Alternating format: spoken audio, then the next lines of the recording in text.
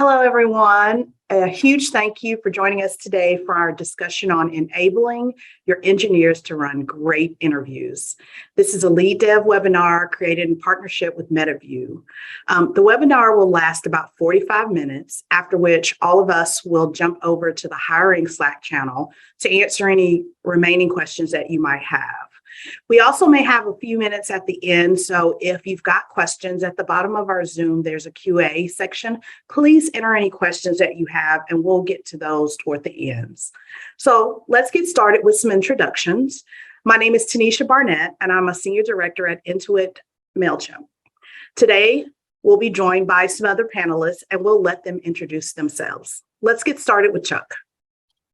Cool. Hi, my name's Chuck. I'm a software engineer at Meta currently, and I live in Brooklyn, New York. My career has bounced around a lot. I started off as a software engineer. I got into entrepreneurship, started and sold some companies. I've been a manager, run a company as a VPE. So I've sort of worn, I think, all the hats. And I got involved with recruiting pretty early on at Amazon as a bar raiser. And also I've done work with consulting with companies to help them adapt and fix their hiring processes. Great. I'll go next. I'm Karthik. I'm an engineering manager here in the San Francisco Bay Area. I currently work at Roblox. I've worked in several companies over the years, mainly focused on consumer products lately. I got my start into management through hiring. I was a tech lead and I started hiring engineers, and I've been doing that for about 7 years across different levels and even across several roles. I'm definitely interested in teaching new managers about hiring. It's a lot of what I do these days. And for my own learning journey right now, I'm kind of focused on DEI and how to build more inclusive teams. And I'm really excited to talk to everybody today about that as well. I'll go next. Hi, I'm Shahryar. I'm the co-founder and CTO at MetaView, not to be confused with Chuck's Meta. We had Meta in our name before it was cool. We're building the world's best interviewer onboarding and training platform by essentially building Datadog for interviewing. Before starting MetaView, I spent a lot of my time at Palantir thinking about the interviewing machine as a whole, not necessarily an individual interview, but really thinking about all interviews, all interviewers, and how we can ensure consistency, rigor, calibration across the whole system. And it turned out my co-founder was kind of facing very similar problems at Uber, and the kind of problem space was gnarly enough that we decided it needs our full attention. So here we are today. I can round us out. My name is Shauna Martel. I am a senior staff engineer at Carta. I currently am located in one of the western suburbs of Chicago, so I work from home. Since I started at Carta a little over a year ago, I've had the opportunity to kind of reimagine how we do interviewing at Carta with some of my colleagues, and we've done some speaking at LeadDev. We've done some writing discussing how Carta is reimagining how we do engineering interviewing, and I have to thank the LeadDev and all the panelists. I'm very excited to be here today. Awesome. Thank you so much for introducing yourselves. So many of us as engineering leaders, we look at how we can help our teams grow. Interviewing is just one of those aspects of our role, and we pick up a lot of those techniques from our peers, from our gut feelings sometimes. But with a lack of some common practices across our teams, you likely end up with sometimes ineffective interviewers, wrong decisions, even sometimes costly mistakes. So how can we equip our engineers with tools and knowledge they need to conduct brilliant interviews every time? You're looking at the panelist that has that information that can help us do that. So let's get started with our first question. And this question is for everyone. So do you or your organization have a process or some standards that you use when interviewing or selecting interviewers? Structure versus non-structure, some baseline foundational things. Chuck, let's start with you. Great. And so I'll speak more for the established practices. I've worked at various startups. I'm not going to speak for Meta's current practices. But at most companies I've worked at, and I generally recommend this for people when they're starting out, start simple with an interview process. So you do want an interview which has certain interview segments. Typically, it's a phone screen with the recruiter, then a manager screen, then the equivalent of an in-house session, which should usually be about 3 or 4 hours with a candidate. That's a very typical kind of interview loop. And the in-house session is broken up into 3 or so blocks with assigned competencies. the idea too is the interviewer should walk in the room knowing what interview segment they're running, what a rough sense of what questions they should be asking, and then the rubric, what are we evaluating the candidate on? And the final thing I always recommend that people think about is the whole goal is to produce signal. You want to make a decision at the end of it. Do I hire this person or not? So everything you ask should be actionable on generating signal to know, is this person good or are they not going to be a fit? And so really, then you always are going to be iterating and improving the interview process. But that's what I recommend people start with and keep that in mind. So yes, have an assigned competencies. Yes, have assigned sections, but keep it simple to start with.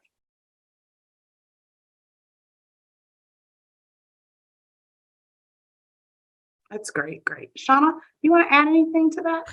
I think I want to touch on the rubric section that Chuck just mentioned. We found that it was really important for us to actually write down exactly what signal we were trying to collect. Every interview is collecting signal. It's just a matter of whether you've quantified or you've written down the signal that you're collecting or not.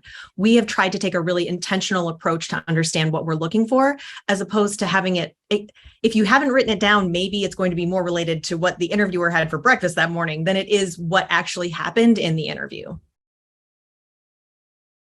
I like that, keeping it simple. Karthik, you want to add anything? Yeah, I mean, I think one of the things that we've realized about our process is that we really want to try to get the signals with as few interviews as possible. I think a lot of companies sort of fall in this trap of sort of just throwing interviewers at the loop, and suddenly you're going through 7, 8 rounds of interviews to get a job. And what we try to do is try to make sure that the panel is well selected, and we've identified the candidate's strengths as early as possible. So we're not throwing 10 different interviewers at them to figure it out across the way, right? And so I think this is where as Shauna kind of mentioned, having a rubric is super important. Having some kind of guidelines and identification of levels or titles that are probably appropriate for the candidate's experience level. So you're kind of tailoring the loop and basically setting them up for success as much as possible. And this also sets up a good candidate experience as well, so that if you are ready to move forward on the candidate, that you haven't put them through the ringer with a very painful process, or you haven't added a lot of slowness to the process as well. So I think it's important to kind of keep these things in mind as well. Great. I think one more thing to add. Everything obviously resonates, especially around structure and writing things down. And really, when you want to have the minimum number of interviews to gain the maximum amount of signal, you really have to write things down. Otherwise, there's a lot of repetition and things that will go on. But the other thing that we also do is just expectation, like what are the interviewers' expectations? And really, there are two things for us. And obviously, we mentioned signal a lot. For us, actually, the number one thing is attraction of the candidate as well, where like making the candidates want to work at your company or have the right level of information to know that they don't want to work at your company. That's also a successful outcome. But really focusing on that attraction piece as well as the identification piece. The other thing that I think is important, depending on your hiring style, and this is something that we do, is making sure an interviewer understands the expectation that, especially during the on-site stage, the goal, their responsibility isn't to make a hire or no hire decision. Their responsibility is to contribute to the pool of knowledge, to like the best picture of a candidate, so that we can, as a group or an individual, however way you do that, have all the right signals to then be able to make a good decision, as opposed to an interviewer saying, "Oh no, this is a no hire," or we're only focused on a particular facet. And I think setting that expectation is quite important, because I think the default assumption is that you're making a hire no hire decision, whereas that doesn't have to be the default. Contributing to the pool of knowledge I found works pretty well too. That's great. I was making myself some notes here, about the rubric, about the signals at the end, keeping it simple, the candidate's experience. I think those are some of the things that I pulled away from what you all were saying that I think that are great. So the next question I have for you is actually for everyone again. So feel free to jump in here, whoever feels the strongest about it. But how do you train or prepare your teams for the interviews? Is there something specific that you have? Is there something specific that you lean on that's like these people would be great interviewers? Chuck, do you want to start again? Yeah, I think actually I'm going to lead into what Shauna was saying. I think there's two questions there actually. One is how do you train the people, but then the other is how do you prepare them? I think what Shauna was saying, the most important thing is for the organization to agree on its rubric. What matters to us when we're hiring people, knowing what your pillars are. I was, to give an example, when I work with organizations, talking with software engineer hiring, I like to say, really, at the end of the day, we're trying to answer three essential questions. Can they write code? Can they make sensible design decisions? Can they work well with other people? You might have other pillars. You can break this up in any ways. I've seen organizations do it many ways. But that's the first piece, is for as a group, for everyone just to align on what is that structure that we're working with, and the core questions we're trying to answer about these candidates. And that should be shared across the organization. It should be very well documented. And then with identifying engineers who work well, usually it's a matter of personal preference. Managers bring it up in one-on-ones. I highly encourage that. But then some form of interview training is, I think, necessary. And generally you partner them with experienced interviewers as a very typical practice. But then you also want to step them through mock interviews. There's lots of ways going about it, but there should be some form of how we onboard people into the program.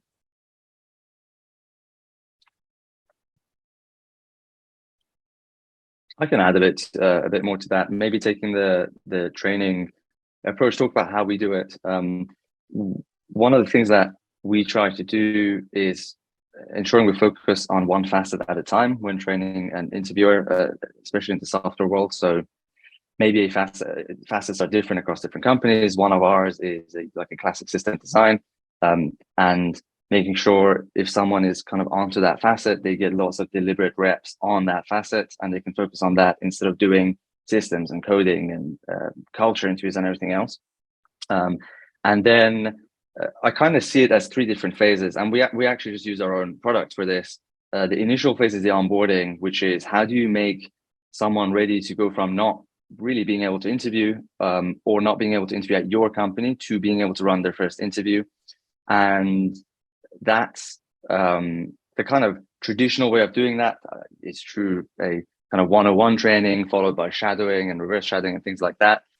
We do it slightly differently, where we have like virtualized oral shadowing steps where you get to listen to previous interviews that have happened in the company. But those are handpicked. So you're listening to the ones that we think are really excellent ones for training, and not necessarily, maybe we'll pick a strong no, a strong yes, maybe something in the middle and things like that. And everyone goes through that consistent process. So it's not really like a random luck who you get on the day if you're live shadowing. The other thing that we do is you can kind of call it micro shadowing, where a person can go through snippets of interviews that have happened in the past, where they can look at individual questions and get a very quick feel for how is that question presented, and what are like 9 different ways that candidates go about it. And these are really quick because they're just snippets and you can just iterate through them. We found that's like pretty effective for the onboarding part, which is go from like zero, no interviewing to being able to interview. And then we do kind of historically called a reverse shadow, but again, we do it a bit differently. We do reviews where someone does their interview, and in the similar way that you submit a pull request, there is a PR on your interview where the transcript is available, and then the experienced interviewer will go and really spends a lot more time thoughtfully commenting on it, as opposed to like just a 10 minutes off the interview based on whatever they can remember. We've found that to be pretty good. And then beyond that, we have what I would call continuous improvement, which is look at your metrics, look at your consistency across different interviews, which again it's an our product thing, and we kind of flag it when you're deviating from other experienced interviewers in the company, not because that's a bad thing, just because it's worth being aware that that is happening. Maybe it's good, maybe it's not, but it really results in this more deliberate thinking about how every single one of your interviews are going. So that's like our approach, which I think is nice because it's slightly different. Yeah, how does everyone else do it? I can jump in. So a lot of what you both have said is kind of what we do. Shadowing is a big part of like getting onboarded as an interviewer. I like to say that, hiring is both science and art. And I actually think for new interviewers, it's better to start with the science a little bit and more of the very concrete interviews that are, tend to be technical in nature. Probably start with coding. It's a little bit easier to say, okay, did the person solve the problem? Was their code fairly clean? This is like a good start for somebody to kind of focus on the science and the expectations and is everything is much clearer. And then start to layer in the art and things like system design, where you get a feel for someone's like thinking process and communication process. And, there's subtle things that you sort of pick up on over time about what's going to make someone not just a good interviewer, but a good coworker. And sometimes people can't separate those two things very early on. And there's like a process of learning. I do kind of, expect that people need a lot of time with a lot of different interviews before they'll feel confident. I've been in companies that sort of take a very quantified approach where, you get shadowed twice and you reverse shadowed once, and then you're an interviewer. And the reality is, what if the candidates you saw were not that great, or the candidates were amazing and you didn't see a not great candidate? So I actually think it's a little bit less about trying to quantify it that way. And I also leave the interviewers to kind of, give me some signal on how confident they feel. We always do roundtables and debriefs. I always sit with them, one-on-one, even if we don't do a roundtable or debrief, especially if they're a new interviewer and I'm trying to get a good signal on what how they felt about the candidate, especially if their write-ups and their scorecards are potentially like missing some information, or it's not very clear. So I think that's really important as well, especially as a manager when you're training folks on your teams to interview. Just try to get them comfortable. I think for the more experienced interviewers, I think what I do a lot is give them some stats, of how many interviews they've done, where are you landing between your yeses and nos, not necessarily to bias them, but just to say, okay, here's how you calibrate against other folks, right? And so that you just have an understanding of where's the organization going, what are we looking for today versus what we were looking for, a couple of years ago. I think it's an ongoing thing. I don't think it's like you're never done learning as an interviewer. And I think that's something that we need to also emphasize as well. The only thing I might add is making sure that your interviewers are equipped with the right set of tools. So I remember a place that I worked, and the entirety of the prompt for the interview was reverse a linked list. And that was the only thing you said to the candidate. As an interviewer, you don't feel particularly equipped to understand what signal you're looking for. You have a single sentence that you say out loud, and then you hope something happens that you can go from. We have found it really useful to make sure our interviewers, when they're going into the interview, understand exactly what signal we're hoping that they will collect, and give them some framework for the sorts of questions that they might ask. And we understand that when you're considering that you're really looking to unearth the candidate's strengths, you may not ask every single question in a checklist, because you might need to dig into something that isn't on that list. But if you have that set of questions, it gives you something to fall back on if you're just not sure what to do. And that's something we've seen, especially with folks who are really new to interviewing, that can be very helpful to them to have something that they can go look at and feel confident about. This is awesome. I would add, sorry, with a coding interview in particular, one of the things I would add is that it's important to sort of level the interview as well, to say, okay, here's like the brute force solution that like almost anybody would get to. Here's where it gets a little bit more advanced. And here's where like you may throw in a last second requirement that just makes the question significantly harder. And that's sort of like your sort of bonus round kind of thing. And that gives the interviewer a little bit more, to understand how to pick up signals for, rather than just sort of a binary, could they solve it, could they not? It gets very subjective, where it seems like it's objectively phrased, but it gets very subjective. And then it's hard to know, was that a strong interview, or was that a strong candidate, or was that like, an adequate candidate? And that's the part that I think it's really important to be specific. This is great. Some of the notes that I pulled out from some of the things that you're saying, I love the virtual shadowing, to be able to watch previous interviews to get an idea, understanding what signals you're really looking for when you're walking in. And then Karthik, you just said some things about that next level, so that you really understand it. Was it a good interview? Was it not so much? But understand kind of what that level is really, really helps us. And then also, how's the interviewer feeling afterwards? So, not just from their notes, not just the decision they're making, but how are they feeling out of, so that we make sure that we're equipping them well. So this is great. This is awesome. So let's move on to some different facets. So we've talked about some different types of interviews. We've talked about really honing in on some, if you interview these types of things that you become the expert in that. So Karthik, I'd like to really understand, what different facets do you utilize when you're interviewing? What types of things do you equip your teams with? And then anyone else, please jump in. Sure. So I think definitely for the technical interviews, the sort of baseline is coding and system design. So we do 2 separate interviews for those. And I think definitely based on the level that we're targeting the candidate, the expectations kind of shift a little bit more. Senior candidates will probably lean a little bit heavier on their systems versus, early career candidates who may lean a little bit heavier on their coding. And largely that just, comes down to, what is the majority of their job going to entail? What are the expectations of their job? And where's the sort of like stretch for them? And like, where do we get signals on their potential? So I think those are the 2 sides of the technical.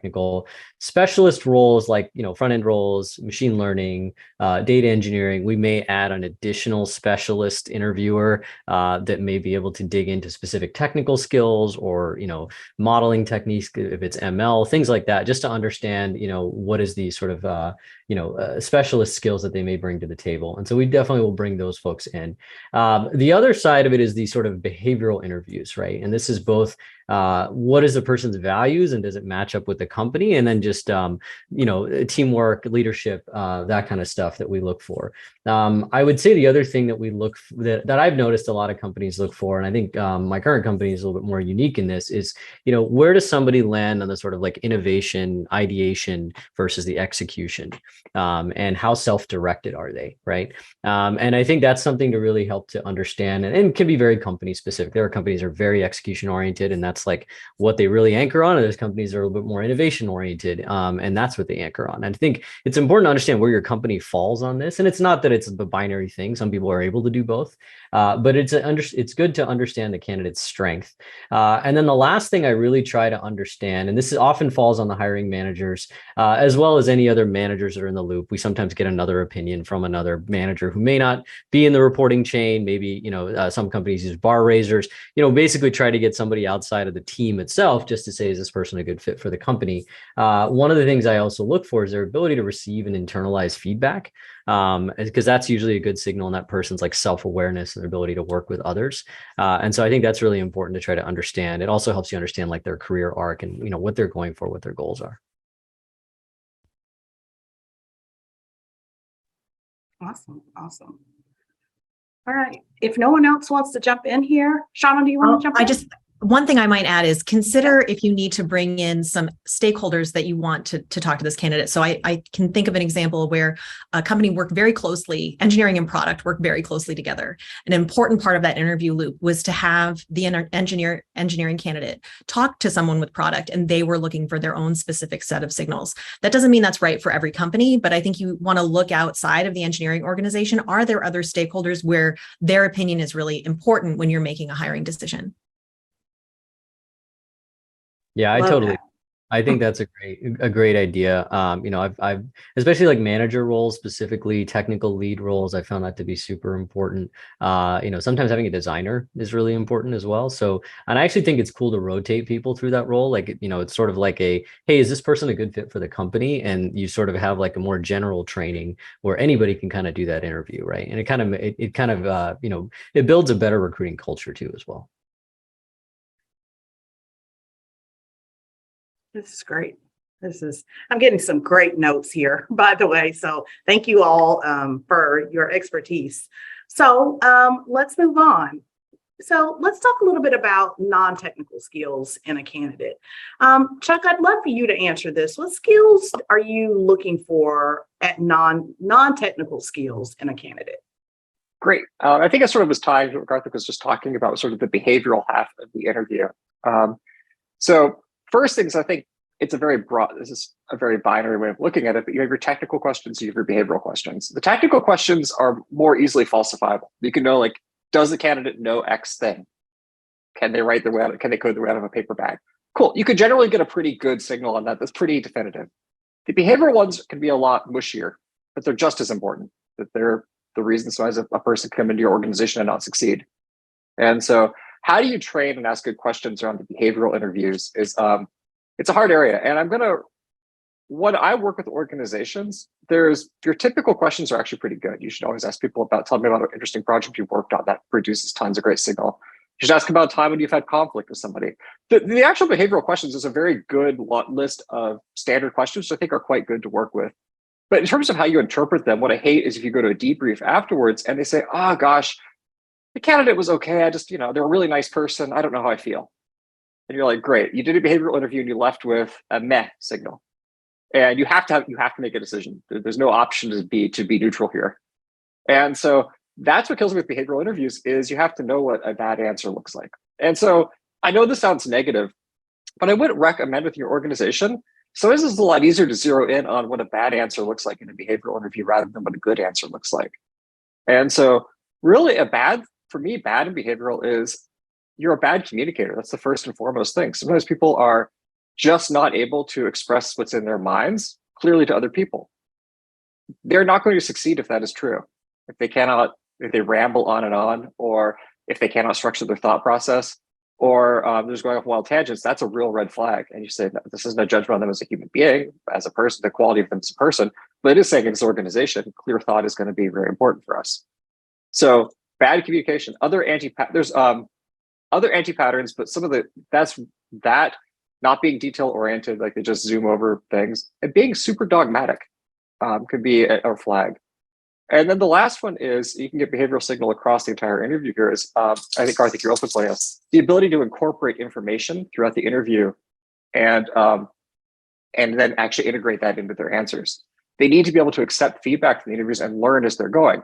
You fundamentally want to hire people who learn as they go. You're not expecting to come to the job knowing everything. But if you miss that signal during your interview and they're not willing to learn from the people they're talking with, that's going to be a real problem. So there's a long list of that, but have a conversation with people about, like, what's bad? What did we see not work here? And I think it seems to me like the actual way to solve this, the problem is upstream, which is what are your company's values or operating principles or leadership principles or whatever term we want to use for it. But what are the set of behaviors that will result in success, which really takes years to really truly figure out. And do you have a good way of actually articulating those and deciding what are bad ways of exhibiting this behavior, or good ways, and things like that? But I do think that, at least for us, that was a very helpful thought process to figure out because being dogmatic, just to pick one example from you, Chuck, resonates with me that it is not a recipe for success, but I can fully imagine a company where they want dogmatic people. And that if that's their value, then that's awesome. They should ask the right questions for that, and everyone be aware that this type of answer exhibits a dogmatic person and they're perfect for us. But until you do that kind of upstream piece of work, it's going to be a little kind of shooting from the hip. If I could actually just build on what you said to plus one, that the other anti-pattern is not knowing why you're hiring the person. Like if people sometimes start off saying, I need to hire a lead engineer, and it turns out they really needed a manager, that's terrible to discover after interview process is done. And so I think part of this is sussing out, do we have clarity amongst ourselves of why we're hiring this person and what they're going to be doing?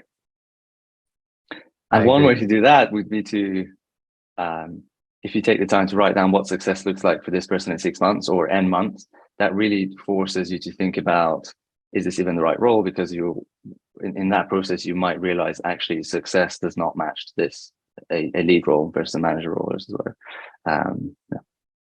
Yeah, one more thing I'll add about like non-technical skills. I think one of the challenges that we've run into internally is like we have one of the questions we ask is like, trying to assess someone's drive and like past accomplishments and things like that. And we'll often get people who are like early in their careers that just haven't been working long enough to have like these amazing career successes, but they might have personal successes like, oh, I trained to run for a marathon, or I was in some academic competition, or, I presented at a conference and things like that. And then, for some of the folks that are in the loops, how do you assess that? And like, is that like, does that match up with our values? Because that's where the art kind of comes in, right? Where you're trying to like, gather some signal on the candidate's like non-technical drive and behaviors. And I would say this is not like an easy problem to solve. And this is where discussion among, interviewers is needed to really understand, okay, how do we interpret these things? And this is also where I think the expectations and the like rubric is really important, because you do want these same signals in someone who may be early in their career as well as someone who's later in their career, but you don't want to hold them to the same standards, expect similar kind of answers when it's not really a level playing field sometimes when it comes to like experience and what they might have been exposed to. So I do think that that's something that we've had a lot of discussion internally about how do we assess someone's drive when they're 1 or 2 years out of school and they might have joined a company that didn't challenge them in some way, versus like, and does that sort of like put them in a bad spot compared to someone who did join the right company with the right sort of challenges and got that sort of signal, because you can bias you very quickly, right? You miss out on someone great just because they didn't have the same opportunity for whatever reason. I just want to add, I think when you're thinking about these cultural questions, one of the things you want to consider is the questions that you're actually asking. If you ask someone who is not prone to say that they did fantastic, wonderful things, even if they had, how you formulate that question may dictate how they answer and the signal that you're able to collect based on what the specific question that you're asking. And this is something that we worked really hard on. We had lots of different people look at the questions that we were asking to gather feedback on how they would answer that question before we actually used it in an interview. And it's still, as Karthik has said multiple times, this is more art than it is science, but thoughtfully crafting those questions ahead of time will at least put you a little bit ahead of the curve when you're trying to make sure that you're giving everybody the correct opportunity to produce the signal that you're looking for. Yeah, last thing I'll add on that topic is I think it is important for the recruiting team or the, if you're a hiring manager and actively help working with the candidate to prep them for these interviews, is give them some understanding of what we're going to ask or what we're looking for. It doesn't need to be this big secret. You're not giving anything away in these kind of situations, and it's not like a coding interview where like you actually don't want to necessarily give them the question up front in some cases. But it is one of those things where it's like, it's important for them to understand like, hey, what is a great candidate look like? Or what do they, what would they, exhibit, and give them some understanding so they can prep a little bit for these kind of interviews as well. Chuck, when during your time at Amazon, because Amazon really, the recruiters, what they do is they give you the exact questions that are going to be asked across the different leadership principles.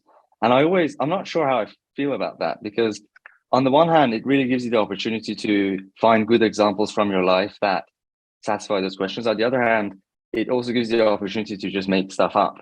And because you just would love to work at Amazon, even though that's actually not the right company for you. Have you seen examples where that has kind of not worked out?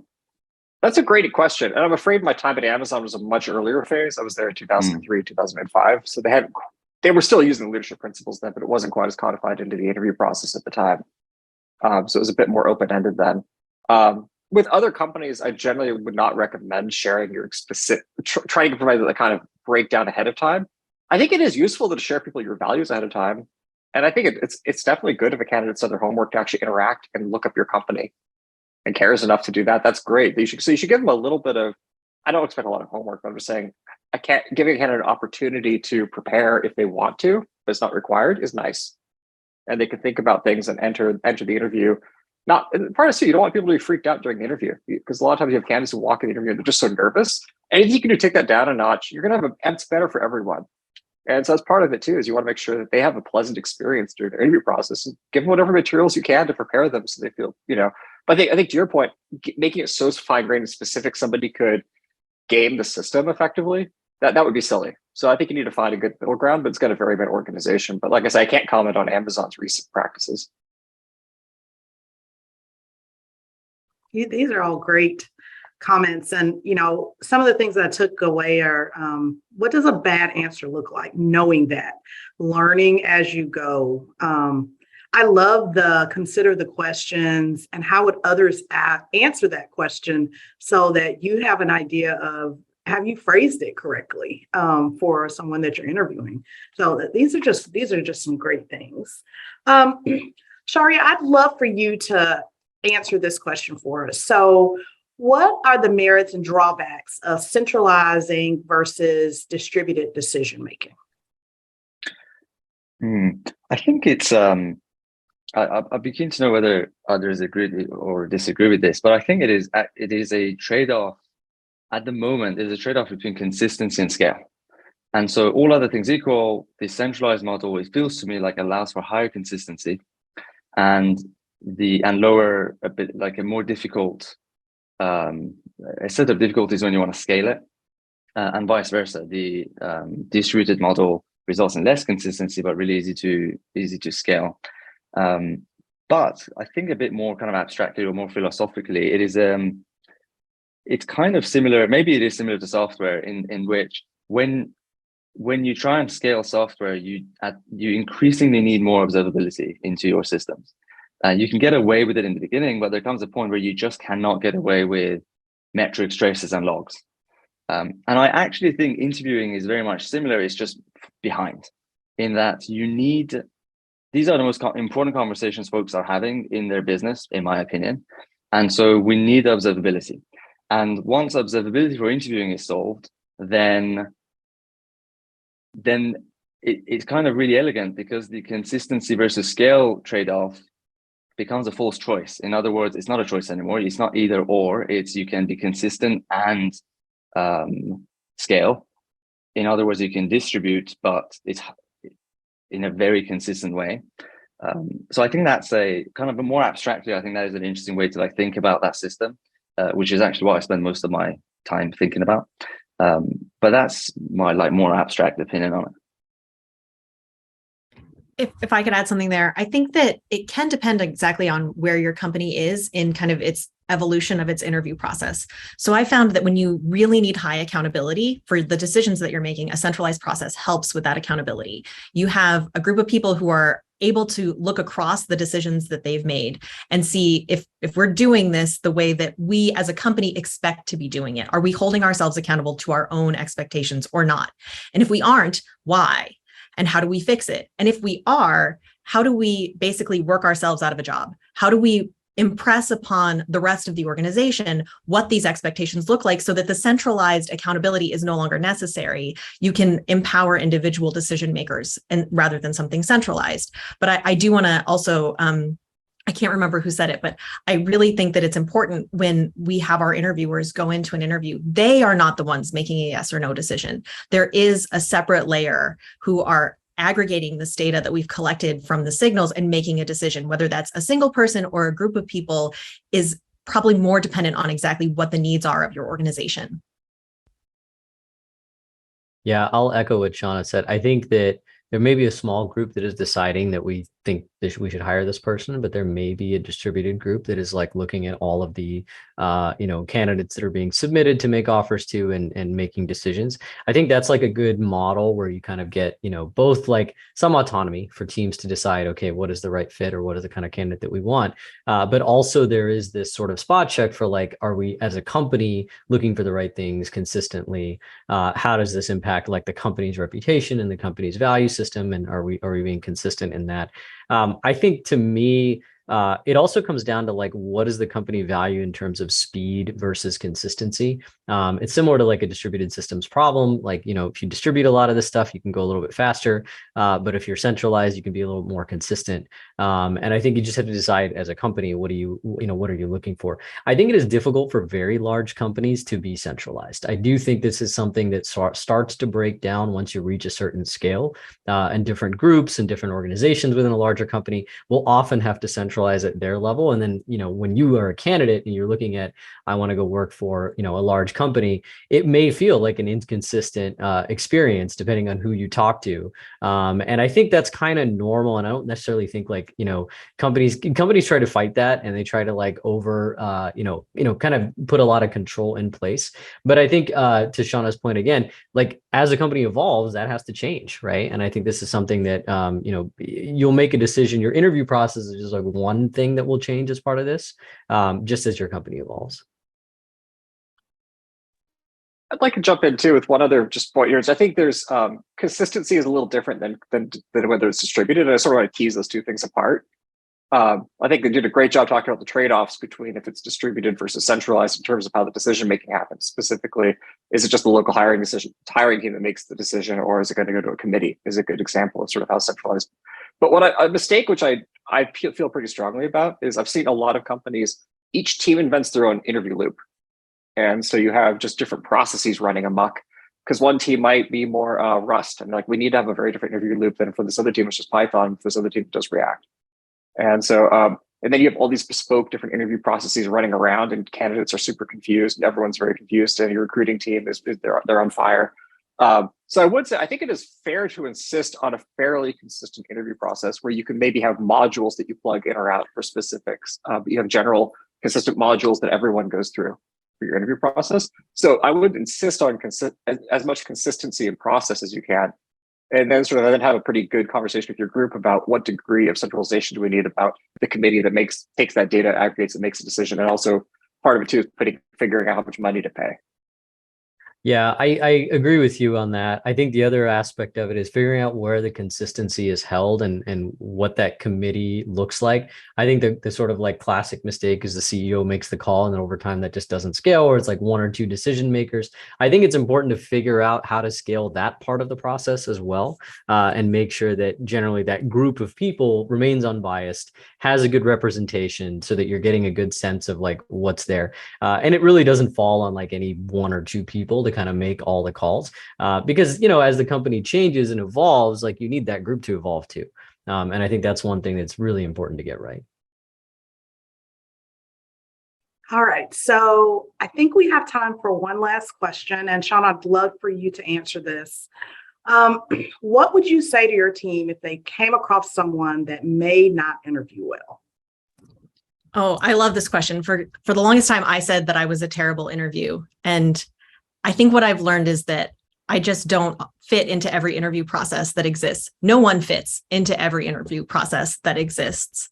I think something to equip your interviewers with is the understanding that we are trying to hire for strengths. We are looking to see what this candidate is good at within the framework of the signals that we're looking to understand about them. So maybe they're terrific at playing the ukulele, but that's not particularly interesting to the signal that we're trying to collect, which is why we've given you the tools to understand what that looks like. Then it becomes a process of working with that candidate to give them the best experience and the most opportunity to demonstrate those signals we're looking for. Even if it is a towering dumpster fire, you want them to leave feeling like they had a good experience. And sometimes it's going to be. I don't think anyone is going to have across the board perfect interviews throughout their entire time interviewing. But I think it's really, really important when you are the interviewer to understand that you are in collaboration with the person that you're talking with. And your job is to give them every opportunity to demonstrate the things we are looking for. And whatever you have to do that is great. And that is, again, more of an art than it is a science, but we really want to equip our interviewers to understand that we're hiring for strengths and we're not trying to unearth our candidate's weakness. Yeah, I'll plus one everything you said there. I think the other cases where I've seen is that some people look at the interview performance as like a mark of that person's credibility. And so if they're not a particularly great interviewer and they still get the job, it does sort of, I have seen it in cases where it affects that person's credibility and their ability to succeed in the job, right? Because people feel like nepotism is what got them in there or something like that. So I think it is important to get the right interviewers in the loop who can kind of look past that and see, okay, maybe this candidate's not a great interviewer, but there's something here, right? And maybe there's enough trust where they can get past any of those concerns they may have through the process. But it's not an easy decision. And I think as you get to a larger and larger company, this becomes tougher, right? And so I always say that like with the folks that I refer who might be rusty or maybe aren't particularly great interviewers, I would just take my time and I actually like lean in pretty heavily to help them prep and give them a bunch of resources and do all those kind of things, because I don't want it to be that, they need to be set up for success. It's not just about getting the job. It's also being able to succeed in the job. This is awesome. This is awesome.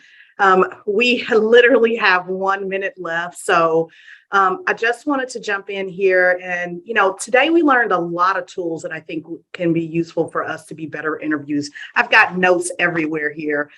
So I just want to take this time to thank Chuck, Karthik, Sharia, and Shauna. Thank you so much for your insights in today's panel.